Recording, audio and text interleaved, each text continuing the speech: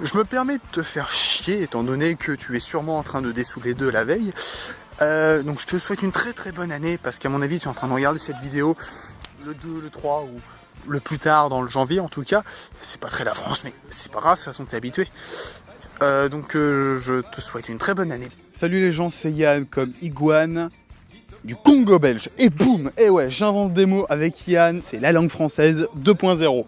Bref, si t'es là, c'est que tu as vu le titre putaclic, mais on va vraiment parler de ça, hein, sinon c'est pas drôle. Je vous présente donc la bestiole, c'est-à-dire le Phantom 3 standard de chez DJI. Donc ce qu'il faut savoir, c'est qu'il y a 3 versions du Phantom 3, donc le standard, donc autrement dit la version pauvre, enfin qui coûte quand même 600 balles, la version Advance et Pro.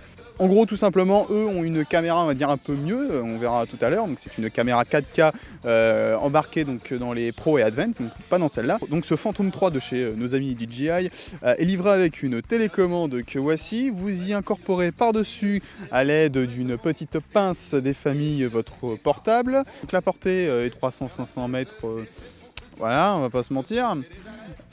Donc ce drone embarque une caméra stabilisée sur 3 axes, une sorte de GoPro on va dire, mais de chez DJI, qui fait très bien le taf avec un capteur Sony. Il peut faire des photos de 14 mégapixels et des vidéos en 2,7K.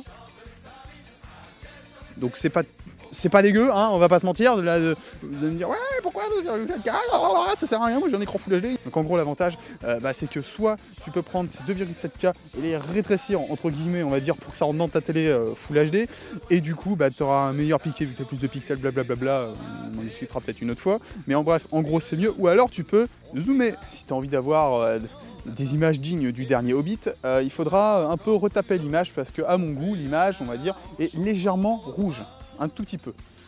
Quelque chose qui se rattrape facilement en post-prod. Pour finir sur la 2,7K, pourquoi avoir ça? C'est que des fois, quand tu fais des pointes à 57 km/h, on va dire, il vole pas comme ça, tu vois, il est plus comme ça, tu vois.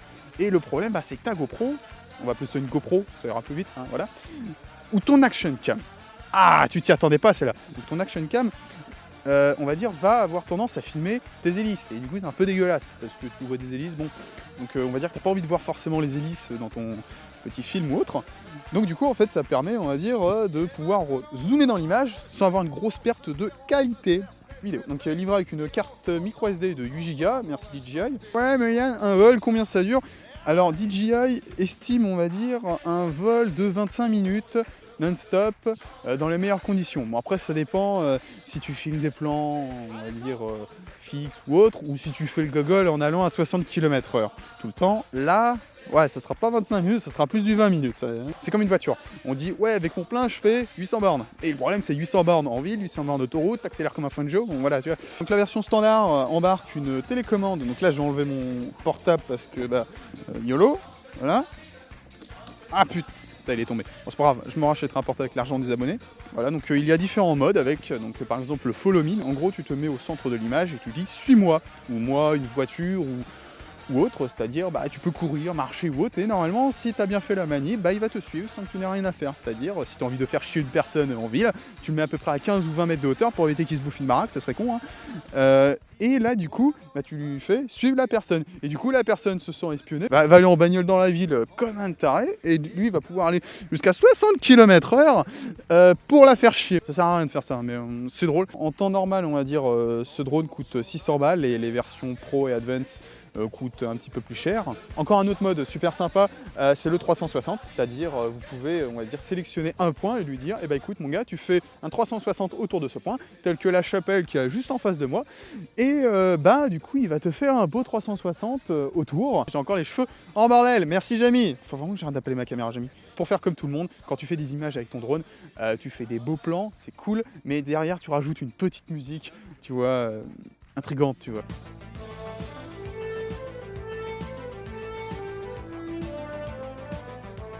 Ouais, je donne des petits conseils, ouais, bon, hein. Voilà. Je sais, bon, écoute, j'arrête de sortir du champ, surtout que ça commence à cailler.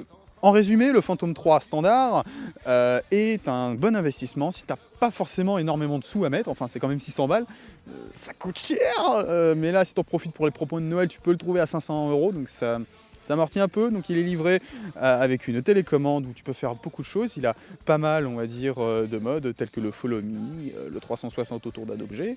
Il filme en 2,7K, Full HD bien sûr, ou en moins 480, 720 si tu as envie d'avoir une définition de merde.